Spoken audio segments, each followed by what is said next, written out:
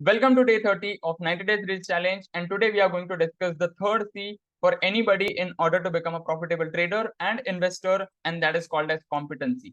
And competency is nothing but the overall skills which we have as a trader or as an investor, based on which we are going deep into any one of the concepts or tools or an indicators based on which we are executing the trades flawlessly with confidence. And in psychology, we are having this competence and confidence loop, based on which the more skills we are having, the more we implement it. The more we implement it, the more results we get. Based on that results, we gain more confidence. Based on that confidence, we learn more.